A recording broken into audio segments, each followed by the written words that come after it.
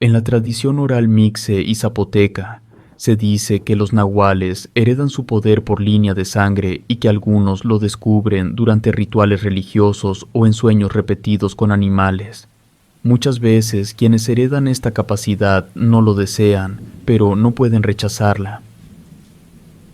En el pueblo en el que crecí, la religión católica no solo era la única que se profesaba, sino que todo el mundo era extremadamente devoto. El padre de la iglesia era casi considerado como un papa. Lo veían casi como un santo, alguien con la autoridad para hacer lo que fuera, aunque no fuera perfecto en realidad. Ya habíamos tenido un sacerdote anterior que no había sido tan bueno, y aún así la gente lo quería. Todo parecía indicar que él había estado desviando dinero de la iglesia. Por eso fue trasladado a otro lugar. No podría decir que este nuevo padre era un santo, pero sí era un buen hombre. Siempre trataba de usar su posición y el respeto que todos en el pueblo le tenían para mantener la paz y la armonía. Enseñaba mucho que los padres no debían golpear a sus hijos, que todos debían respetarse, entre muchas otras cosas. Uno de los mayores honores que podías tener siendo niño o adolescente en este pueblo era ser monaguillo de la iglesia. A pesar de que yo no quería esto para mí, mi mamá estaba tan ilusionada con la idea de que yo formara parte, que me vi forzado a hacerlo. Por desgracia, el año en el que logré entrar también fue el último año de ese padre. Como dije, no era perfecto, tenía sus defectos, pero creo que era tan bueno como una persona podía llegar a ser. Informó en una de sus misas que sería trasladado a otra iglesia. La mayoría de la gente estaba muy decepcionada, porque de verdad querían que se quedara. Pero como no había forma de impedirlo, las personas del pueblo se pusieron de acuerdo para hacerle una enorme fiesta de despedida, que también sería la fiesta de bienvenida del nuevo sacerdote. Y cuando llegó ese día, tal como se había planeado, la fiesta fue enorme. El padre se la pasó muy bien. Solo que, aunque esperábamos que el nuevo sacerdote llegara más o menos a la misma hora en que empezó la fiesta, para que supiera que también era su bienvenida, al parecer venía retrasado o algo así, porque no había señales de él. En aquel tiempo, los teléfonos celulares no eran tan comunes. Si bien ya empezaban a aparecer, era raro que alguien tuviera uno. Se usaba más el teléfono de la cabina. A pesar de que el padre ya había intentado contactarlo, no lo había logrado. Mientras más avanzaba la fiesta, todos comenzaban a creer que el nuevo sacerdote no llegaría, porque ya había oscurecido y no había ninguna señal de su presencia. Aún así, todos trataban de pasársela lo mejor posible, ya habiendo perdido la esperanza de que también fuera una fiesta de bienvenida. Y entonces, mientras todos estaban bailando, el nuevo padre llegó. Parecía que el ruido lo había atraído hasta allí, porque ya no había nadie que lo recibiera o lo guiara directamente a la iglesia. Traía sus maletas y todo, vestido con el hábito. Una de las cosas que más me sorprendió de él fue que era un sacerdote relativamente joven. Tal vez tenía unos 30 años, lo cual contrastaba con los anteriores, que ya casi llegaban a la tercera edad. Pero eso no era lo más extraño. No sé cómo explicarlo, pero a pesar de que la música seguía sonando, a su paso la gente no solo dejaba de bailar, sino que se sentía desanimada. Todos se ponían serios, aunque ni siquiera habían hablado con él. Al principio pensé que era por respeto, pero cuando pasó a mi lado, lo primero que sentí fue frío, como si una ventisca me golpeara de repente. Además, aunque yo estaba más concentrado en la fiesta que en otra cosa, una vez que terminó de pasar a mi lado, comencé a pensar en algo oscuro, un pensamiento que solía tener por esa época, pero que generalmente solo me asaltaba si estaba completamente solo. Era un pensamiento malo, que me hacía sentir muy mal conmigo mismo, y no entendía por qué había llegado de repente. El padre se detuvo cuando llegó ante su antecesor, lo saludó de manera cortés, y yo pude ver cómo todos los demás a mi alrededor parecían sentirse igual que yo. Era como si la miseria se apoderara de nuestros pensamientos, y no había nada que pudiéramos hacer para evitarlo. Incluso el padre anterior se notaba afectado, aunque trataba de disimularlo mejor que nosotros. Le ofreció quedarse en la fiesta, diciéndole que también era una fiesta de bienvenida para él, solo que no esperaban que llegara tan tarde. Aquel nuevo padre miró su reloj y se negó. Dijo que el viaje había sido muy largo y pesado, así que lo único que quería era irse a acostar y dormir hasta el día siguiente. Pero añadió que no se detuvieran por él, que aún así agradecía el gesto de sus nuevos feligreses y que ya habría mucho tiempo para convivir un poco más. Todos lo entendieron, pero hasta el día de hoy yo creo que fue más porque una parte de todos, en serio, quería que él se alejara. Había matado prácticamente toda la buena vibra del lugar, aunque nadie ahí quería aceptarlo. El padre anterior se levantó y dijo que lo llevaría a la iglesia, pero mi mamá, tratando de ser atenta, le dijo que no se preocupara, que yo podía hacerlo. Yo la miré con cierta frustración, porque no quería ir a ningún lado. Me la estaba pasando muy bien en la fiesta, pero mi mamá me hizo esa cara que hacen las madres cuando sabes que no vas a poder negarte a lo que hayan ofrecido. Entonces, más forzado que de buena gana, le dije que sí, que yo lo llevaría y le mostraría la parte donde los padres se quedaban. Me dio las llaves y ambos nos fuimos. Tratando de ser un poco más amable, le pregunté si quería que le ayudara a llevar una de sus maletas. Traía una con ruedas y otra que cargaba con la mano. Ambas se veían algo pesadas. Pero él me respondió que no. Durante todo el camino prácticamente no hablamos. También me di cuenta de que esa sensación de miedo y desesperanza era un poco más fácil de tolerar mientras más tiempo pasabas con él. Al principio era muy fuerte, pero después como que el cerebro lo iba suprimiendo. Abrí la reja de la iglesia. Para ese momento todo estaba muy solitario porque todos en el pueblo estaban en la fiesta. Y una vez que lo hice, el padre entró prácticamente empujándome para que no entrara yo también. En un movimiento rápido me arrebató las llaves sin que siquiera pudiera reaccionar. Esto me sorprendió, porque al menos hasta ese momento estaba seguro de no haber dicho nada que pudiera molestarlo. Pero él estaba actuando como si yo hubiera sido grosero y quisiera deshacerse de mí. Me sonrió amablemente, parándose justo en la entrada y me dijo que gracias por acompañarlo, pero que ya podía regresar a la fiesta. Yo balbuceé un poco y le dije que creía que debía mostrarle el lugar donde se quedaban los padres, porque había otra casa más pequeñita que se usaba para personas que no estaban pasando su mejor momento. Por lo general la utilizaban viajeros que se quedaban atorados entre un pueblo y otro. Pero él me respondió que no me preocupara, que regresara a la fiesta, que él encontraría el lugar donde debía quedarse. Yo, pensando que mi mamá se enojaría conmigo por no terminar lo que me había pedido, insistí un poco, diciéndole que de verdad no me molestaba mostrarle el sitio, pero él volvió a decir que no, y al no saber qué más hacer, simplemente me di media vuelta y me fui. Escuché cómo cerraban la iglesia de nuevo detrás de mí. Cuando volví, mi mamá comenzó a hacerme algunas preguntas sobre él, como si había averiguado cuál era su sabor favorito de pastel o qué frutas le gustaban más, con la intención de llevarle esas cosas después. Pero le respondí que no había podido preguntarle nada, que él era muy callado y no parecía tener interés en entablar conversación. Aunque mi mamá se enojó un poco conmigo por eso, al final lo entendió, pues ya había notado que parecía un poco más antipático que los otros padres que nos habían tocado. La fiesta terminó algo tarde. Yo estaba volviendo con mis amigos y hacíamos una especie de recorrido más largo de lo habitual. No sé si lo mencioné, pero para ese momento yo tenía 14 años. A esa edad, en el pueblo, casi se te consideraba un adulto más. No al grado de tomar tus propias decisiones o casarte, pero sí te tomaban un poco más en serio. Por eso no era raro que los padres nos dejaran estar solos, incluso si ya había oscurecido bastante, más aún en ese pueblo donde no había crímenes graves. Como iba diciendo, junto con mi grupo de amigos hacíamos un recorrido más largo porque cortábamos camino por la iglesia. Así salíamos por la casa del primero y luego nos íbamos acompañando hasta que cada uno llegaba a su respectiva casa. Yo era uno de los últimos, pero me acuerdo que, mientras avanzábamos, nos dimos cuenta de que la otra reja por donde cortábamos también estaba cerrada.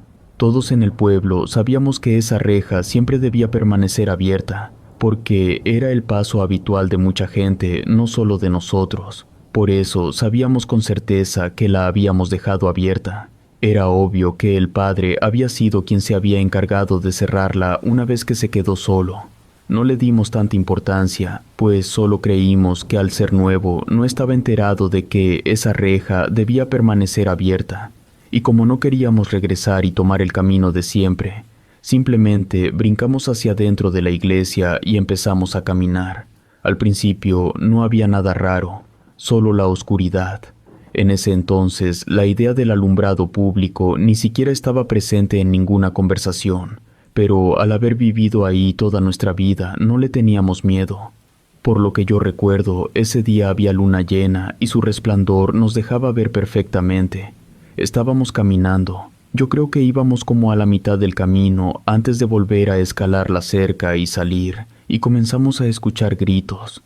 No era precisamente que alguien estuviera pidiendo auxilio, al menos no con palabras, pero se escuchaba como si a alguien le estuviera pasando algo que le dolía mucho. Gritaba, y se oía como si se azotara contra algo. Todos nosotros sabíamos que en ese lugar, a esas horas, el único que podía estar era el nuevo padre. Pensando que necesitaría ayuda, fuimos hacia donde él se iba a quedar a vivir. Y mientras más nos acercábamos, más confirmábamos que sin duda debía tratarse de él. No solo porque los gritos no sonaban como los de ninguna otra persona del pueblo, sino porque quien estuviera dentro se azotaba tan fuerte que las ventanas cimbraban. Yo estaba a punto de tocar la puerta, pero mi mejor amigo me dijo que no lo hiciera, que si había alguien peligroso adentro, el hecho de que estuviéramos ahí solo iba a empeorar las cosas para todos. Entonces él se asomó por la ventana, pero dijo que no alcanzaba a ver nada. Intentamos abrir la puerta. El otro padre, por lo general, siempre dejaba su casa abierta, pero esta vez no lo estaba. Otro de los muchachos del grupo dijo que tal vez lo mejor era irnos. Probablemente no podríamos ayudar. Todo estaba cerrado y lo único que nos quedaba era ir por más gente del pueblo, adultos que pudieran forzar la cerradura y entrar para ver qué estaba pasando. Esa fue la idea que más sentido tuvo. Pero justo asentimos. Los gritos dejaron de escucharse, y toda esa parte quedó en un silencio que daba mucho miedo. Al menos por mi parte, yo pensé que eso solo significaba que o el padre ya estaba muerto, o le quedaba muy poco tiempo. Entonces comencé a correr, y mis compañeros me siguieron para avisarle a cuantas personas pudiéramos. Escuché que la puerta se abrió. Era una de esas puertas de metal que hacen mucho ruido. Me paniqué. Ya faltaba muy poco para llegar a la cerca. Un enorme lobo nos alcanzó, parándose frente a nosotros y gruñendo. Ninguno de nosotros podía creer lo que estaba viendo. Claro que habíamos visto lobos en dibujos y en libros de la escuela, pero jamás en nuestra vida habíamos visto uno de verdad. En el pueblo en el que vivíamos, a lo mucho nos habíamos llegado a topar con algún zorro o coyote. Estos son un poco más grandes que un perro, pero este lobo era muy grande. Si bien los lobos mexicanos no son tan grandes como otras especies, este tenía una estatura muy imponente. Sus patas eran gruesas, pero lo que más inquietaba de él, me atrevería a decir, eran sus ojos. Eran amarillos, pero estaban de una forma en la que, entre más te lo quedabas viendo, más sentías que estabas frente a un humano.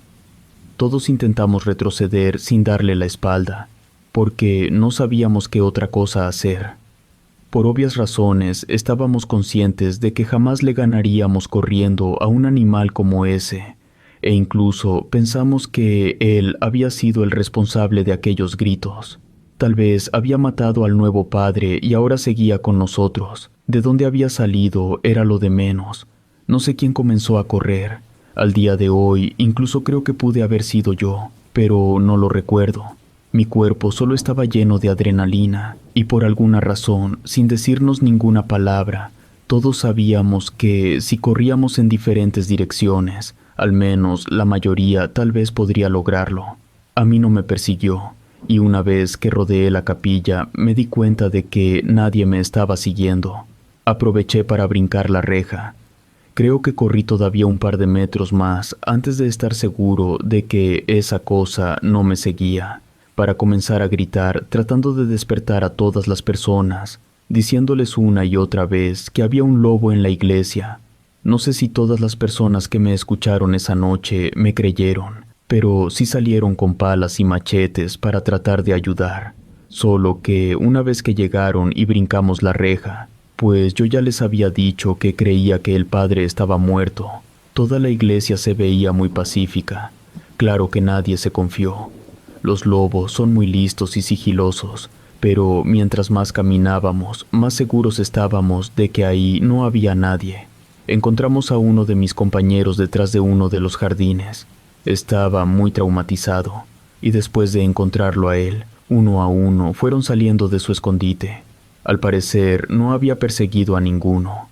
Todos respaldaban mi historia, y solo para asegurarse de cómo proceder fueron a la casa del padre y tocaron la puerta un par de veces.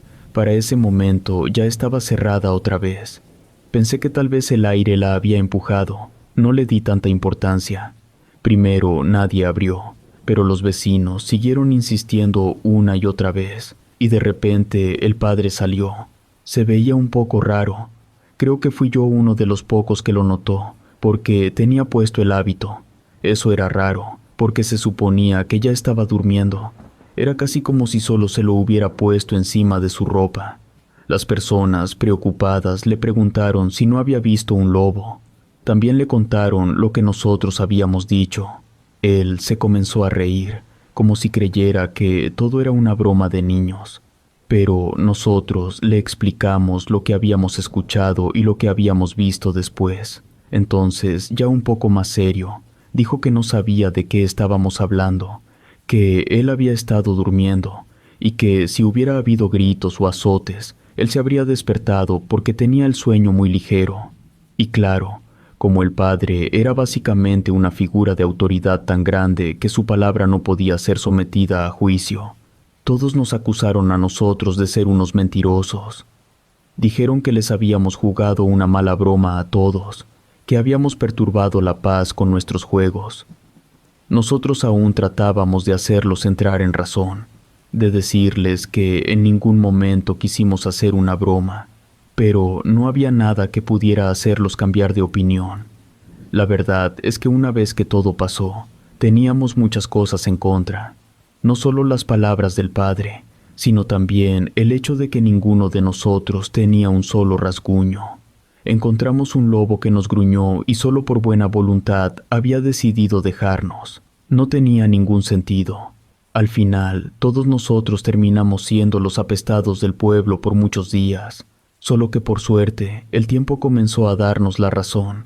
A los pocos días comenzaron a haber avistamientos de un lobo, uno muy grande que se llevaba y mataba a las ovejas. Un vecino nuestro incluso dijo que había escuchado cómo uno de sus burros gritaba, así que salió, y al hacerlo, vio cómo ese gigantesco lobo lo estaba devorando vivo. Muy pronto se hicieron tantos testimonios que ya casi nadie dudaba de nuestra historia. Sabían que por ahí andaba rondando, aunque solo salía por las noches. Muchas de las personas, intentando proteger a sus ganados y sus familias, habían intentado ir a los montes para encontrar la madriguera, pero nunca lograron encontrar nada. Las huellas del lobo siempre estaban en la zona donde había ataques, pero todas se perdían en algún momento. El padre de mi mejor amigo era un hombre muy rudo. Era el tipo de hombre con el que nadie quería meterse porque sabían que no le tenía miedo a ningún tipo de confrontación. De esto me enteré hasta la mañana siguiente. Mi amigo fue a mi casa muy temprano y me dijo que su papá le había dado un machetazo en el hombro al lobo. Ese animal se había ido corriendo, pero su padre aseguraba que si no estaba ya muerto, estaba moribundo. Me dijo eso porque quería que lo acompañara. Estaban a punto de salir para seguir el rastro de sangre. Entonces fui con ellos, y mientras más avanzábamos, más claro era que el rastro se dirigía hacia la iglesia. Aún logramos apreciar unas gotas que entraban gradualmente hacia allá, para detenerse al final en la capilla. El padre de mi amigo nos hizo una seña para que nos quedáramos ahí mientras él abría la puerta, solo para poder ubicarlo y asegurarse de que no fuera a intentar nada. Abrió y no pudo evitar lanzar una grosería por la impresión. El padre de la iglesia estaba muerto, con un machetazo en el hombro, tal y como había dicho que se lo había dado. Parecía que había intentado curarse, porque había alcohol y algunas vendas, pero ya estaba muerto. Para todas las personas del pueblo no había duda de lo que había pasado. Todos nosotros nos habíamos criado con leyendas de nahuales y brujas, solo que nunca se imaginaron que un hombre de Dios fuera uno de ellos. Esto ocasionó que, una vez que mandaron al nuevo padre, ya nadie tuviera una fe ciega en ningún hombre otra vez, porque podría volver a ser un lobo con piel de oveja.